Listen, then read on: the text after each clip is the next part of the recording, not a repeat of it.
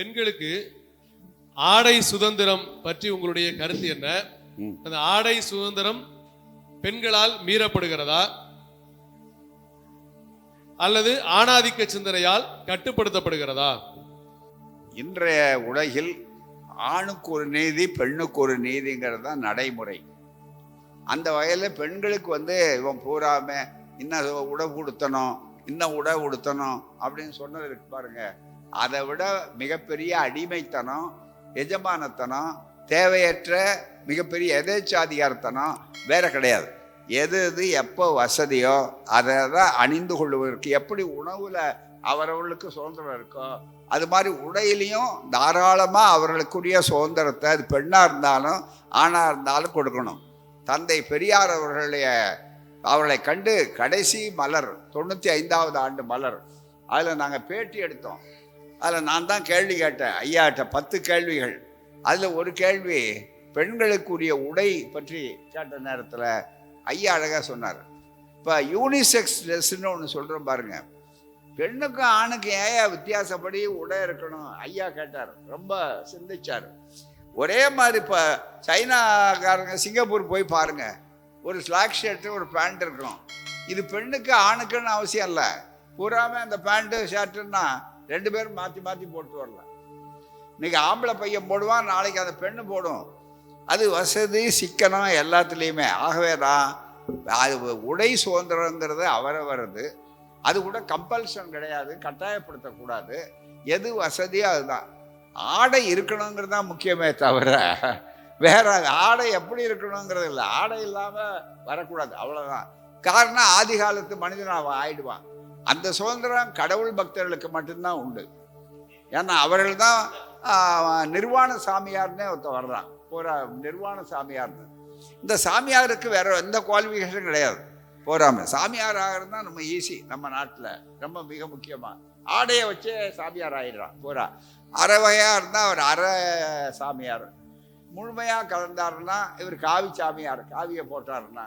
அப்புறம் அதையும் கழட்டி போட்டாருன்னா அரை பரிபக்குவம் வந்திருக்காருன்னு அர்த்தம். கோமணத்தோடு இருந்தால் கோமணாண்டி சாமியாருங்கிறான். போறாம அதையும் விட்டாருன்னா இவர் நிர்வாண சாமியாருங்கிறான். ஆகவே தான் ஆடையை மூட நம்பிக்கைகளுக்கு, பக்தி வியாபாரத்துக்கு அவன் பயன்படுத்துகிறான். ஆனால் எந்த வகையிலும் மனிதர்கள் நாகரிகத்தோட, டீசன்சின்னு சொல்லக்கூடிய ஒரு தரத்தோட, சமூகத்தோட வாழணுங்கிறது தான் முக்கியமே தவிர அவன் இதை போடு அதை போடு இப்படித்தான் வரணும்னு கட்டுப்பாடு தேவையில்லை. உணவில் எப்படி சுகாதார உணவை சாப்பிடுன்னு சொல்றதுக்கு உரிமை இருக்கிறதோ அதுபோல நாம் நினைத்துக்கொள்ள வேண்டுமே தவிர இன்னும் உணவு சாப்பிட்டாதான் உனக்கு சுகாதாரம் சொல்லக்கூடிய உரிமை நமக்கு கிடையாது. பிஜேபி அரசு இன்னும் போலி சாமியார் நித்யானந்தாவை கைது செய்யவில்லையே, ஏன்? இந்த சாமியார்னாலே போலி தான். அதுல என்ன போலி சாமியார்? முதல்ல சாமியார்னாலே நித்யானந்தா அவர் கைலாசத்தில் இருக்கார். கைலாசத்துக்கு பாஸ்போர்ட் கொடுக்குறாரு, வச்சிருக்காரு, விசா கொடுக்குறாரு, நீங்க வாங்கன்னு.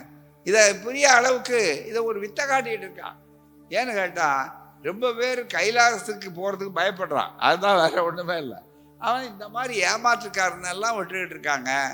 அதிகாரிகளாக இருக்கிறதுல இருந்து மோடி அரசு நினைத்தா அடுத்த நிமிஷத்துல இந்த எல்லா சாமியார்களையும் வரலாம். ஆனா அவரே மிகப்பெரிய அளவுக்கு வித்தை காட்டுறார். ராமர்கிட்ட காட்டின வித்தை பதக்கல உடனே இன்னொரு கடவுளை மாத்திட்டார். போறா ஜெய்ராம்னார். இப்போ அதை விட்டுட்டு ஜெய் வீரா, அங்க என்ன கடவுள் அது ஒரிசாவில் ஜெகநாத் அப்படிங்கிறாரு. அங்கேயும் தோத்து போயிட்டா இப்போ வேற போயிடுவார். இப்போ முதல்ல ஏன்னா அவங்களாம் நேற்று வாக் அவுட் பண்ணிட்டாங்க. பூரா அந்த கட்சிக்காரங்க பூரா நேற்று நடந்த வெளியே போனதில்லை. இப்போ போனால் அதுக்கு பதிலாக வேற இடத்துக்கு தேடிட்டு போவார். ஒரு வேளை திருப்பதி வெங்கடாஜலபதி தான் கடைசியாக மிஞ்சுவார். மிஞ்சினா வேற ஒன்றும் இருக்காது. ஏன்னா இப்போ தான் ஆந்திராவில் தான் கூட்டு சேர்ந்துருக்காங்க. வெங்கடாஜலபதி தான் கை கொடுக்குறாரு. அதுவும் வெங்கடாஜலபதி எல்லாருக்கும் கொடுப்பாரு. எப்போ எந்த நேரம் விடுவார்னு சொல்ல முடியாது. காரணம் என்னென்னா வெங்கடாஜலபதிகிட்ட போகிறவன் பூரா முதல்ல நல்லா போகிறான். அப்புறம் வரும்போது எப்படி வர்றான்னு தெரியும். கோவிந்தா கோவிந்தாங்கிறான். போகிறா போகும்போதும் கோவிந்தா. எம்மா ராதா தான் நடுவில் நடிகையில் சொல்லுவார், என்னடா கோவிந்தா கோவிந்தாங்கிறான். என்னன்னா கடவுள் சங்கதி அப்படின்னா. சரி, செத்து போன உடனே பணத்தை தூக்குறானே அப்பவும் கோவிந்தா கோவிந்தாங்கிற என்ன அர்த்தம்னு கேட்பார். அது மாதிரி முழுக்க முழுக்க கோவிந்தா போட்டு கடவுளை மாற்றிக்கிட்டே இருப்பாங்களே தவிர ஒரு பயனும் இருக்காது. ஆகவே அதனுடைய விளைவுகள் என்பது இருக்கிறத எப்படி இருந்தாலும் இந்த மூடத்தனம் இந்த இவைகளை வியாபாரம் பண்ணுறது பக்தி வியாபாரத்துக்கு அது ஒரு அடையாளம். இடதுசாரிகள் வலதுசாரிகள் என்றால் என்ன? அதாவது என்ன காரணத்தினால ஜாதியிலிருந்து தான் அது வந்திருக்கணும். கூறாம ஜாதி கூட பார்த்தீங்கன்னா 2 கையும் ஒரே கைன்னு சொன்னது நம்ம தான். தந்தை பெரியார் தான். இடது கை வலது கை இல்லை, அதுதான் ரொம்ப மிக முக்கியம். கையிலேயே பிரிச்சான். முதல்ல இந்த பிரிவினை உணர்ச்சியை உண்டாக்குறது தான் மதங்கிறதுக்கு அடையாளம். இடங்கை ஜாதி வலங்கை ஜாதின்னு வந்தான்.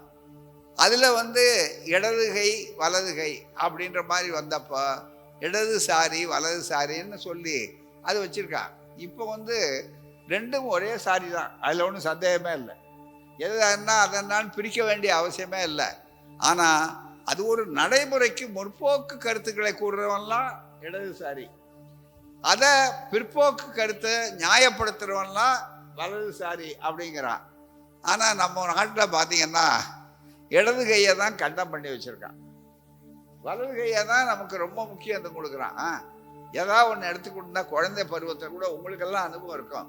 நீங்களே குழந்தையா இருக்கும்போது அவனு எடுத்து கொடுத்து என்ன அந்த கை வேண்டாம் நொண்டாங்கை, அந்த கை வேண்டாம் பீச்ச கை, அந்த கையில் கொடுக்காத இந்த கையில் கொடு அப்படின்னு சொன்னோடனே உடனே கையில் பிரிச்சுட்டான். அதே மாதிரி காலில் பார்த்தீங்கன்னா என்ன பாட்டு பாடுறான், பூரா வீட்டுக்குள்ளே நுழையும் போது இடது காலை எடுத்து வச்சு வாவான்னு சொல்கிறானா? இல்லை, அதுக்கு பதிலாக வலது காலை எடுத்து வச்சு வா வா வா அப்படிங்கிறான். முதல்ல நிலவுக்கு போய் இறங்கினது யாரு? ஆம்ஸ்ட்ராங். அவர் எடுத்து வச்ச கால் எது தெரியுங்களா? இடது கால். நம்ம ஊர் ஐயர் சொல்றதை கேட்டு அவர் வலது காலை வச்சிருந்தாருன்னா வந்திருக்க மாட்டார் திரும்ப. ரொம்ப மிக முக்கியம். அதே மாதிரி நாங்கள் கூட்டங்களில் சொல்றது அடிக்கடி இளைஞர்கள் நீங்கள் தெரிஞ்சுக்கணும். இப்போ நம்ம நாட்டை பாதுகாக்கிறது யாரு? இராணுவம். இராணுவ பயிற்சிக்கு நீங்கள் போனாலும் காவல்துறைக்கு போனாலும் அங்கே என்ன நடக்குது? பயிற்சி கொடுக்குறான், கவாத்து கொடுக்குறான், ட்ரில்லு. அதில் எல்லாம் முதல்ல வார்த்தை நீங்கள் என்ன என்சிசியில் சேர்ந்துருப்பீங்க கொஞ்சம் பேர். ஆனால் முதல்ல அந்த ட்ரில்லு கொடுத்தா அந்த உடற்பயிற்சியில் என்ன சொல்லுவாங்க? முதல்ல எந்த காலை வைக்க சொல்லுவான்? லெஃப்ட் ரைட் லெஃப்ட் ரைட் அப்படிம்பா. பூரா இடது காலை தான் வைக்கிறான். இல்லைங்க, நாங்கள் அர்த்தமுள்ள இந்து மதத்தை சேர்ந்தவங்க, இடது காலை வச்சா எதுவும் உருப்படாதுன்னு சொல்லியிருக்கான், ஆகவே நாங்கள் வலது காலை தான் வைப்போம்னா இவன் அதுக்கு தயாராக இருப்பானா? நல்லா நினைக்கிறேன். ஆகவே தான் அது அந்த காலத்தில் ஏதோ ஒரு வாய்ப்பில் சொன்னால் வலதுசாரிங்கிறத பிற்போக்குத்தனத்துக்கு இன்னைக்கு பயன்படுத்துகிறான். எதுவாக இருந்தாலும் இடதுசாரி வலதுசாரி சொல்கிறத விட அவருடைய தத்துவம் அவ்வளோதான். ஏதோ அந்த காலத்தில் அந்த வரலாற்றில் அந்த மாதிரியான அவளுக்கு வந்திருப்பார்கள், அது தேவையில்லை. அதுக்கு பதிலாக நம்முடைய அதை பயன்படுத்தி இன்றைக்கு பிரிவினை எந்த ரூபத்திலும் இல்லாத இருக்கணும்னு சொல்கிறோம். ஆனால் முற்போக்கு பிற்போக்கு என்று வரும்போது முற்போக்கு கருத்துக்கள் எப்பவும் வெல்லும், பிற்போக்கு கருத்துக்கள் வெல்லக்கூடாது. அது வந்தால் சமுதாயம் பின்னடைவு ஏற்படும். ஆகவே தான் இடதுசாரி என்பது இருக்கிறத அது முற்போக்கு கருத்துக்களை சொல்வதற்கு பயன்படுத்தாலும் இடதுசாரின்னு சொல்ல வேண்டிய அவசியம் இல்லை, முற்போக்காளர்கள் என்பதையே நாம் தெளிவாக சொல்லலாம். 100 பேர்ல 3 பேர் தான் பார்ப்பனர்கள் இருக்கிறார்கள். 97 பேராக இருக்கிற நம்மால் ஏன் பார்ப்பனர்களை விரட்ட முடியவில்லை? ரொம்ப நாளைக்கு முன்னாலே ஐயாட்ட கேட்டாங்க இந்த கேள்வி, ஏன் அவன் பார்ப்பான பயப்படுறீங்க? ஒரு பெரிய சந்தை, ஐயா சொன்ன பதில் அப்படியே சொல்றேன். ஒரு பெரிய சந்தை, ஆயிரக்கணக்கான பேர் கூடுறாங்க. அந்த சந்தையில் 3 பேர் தான் பிக் பாக்கெட் அடிக்கிறவன் இருக்கான். அந்த 3 பேருக்காக பயந்துட்டு ஒவ்வொருத்தனும் அவன் பையன் ஏன் கட்டியா பிடிச்சிக்கலான்னு கேட்டார். காரணம் என்னன்னா பித்தலாட்டம், ஏமாற்றம், அவனுடைய தந்திரங்கள், சூழ்ச்சி.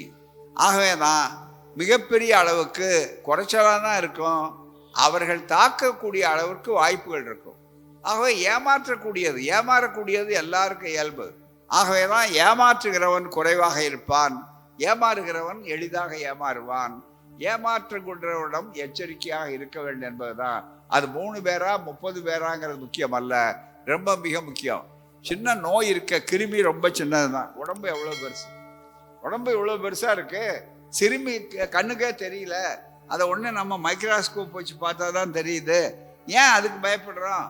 அந்த சின்ன கிருமிக்காக நாம் கொடுக்குறோமே, ஏன் பயப்படுறோம்? அதே மாதிரி தான் இந்த ஆபத்தான பேர்வழிகள் என்று சொல்லும்போது இது விஷக்கிருமி போல, எனவே தான் எச்சரிக்கையாக இருக்க வேண்டும் என்பதுதான் அதனுடைய அடையாளம், வேறொன்றும் இல்லை. காரணம் 97 பேரும் இன்னொரு உண்மையும் இருக்கு. அதில் என்னன்னா 93 பேரும் ஒன்றா இருக்கான், ஹோமோஜெனிட்டி. 97 பேரும் தனித்தனியாக ஒன்றா இருக்கான். இவன் 3 பேரா ஒன்று சேரல.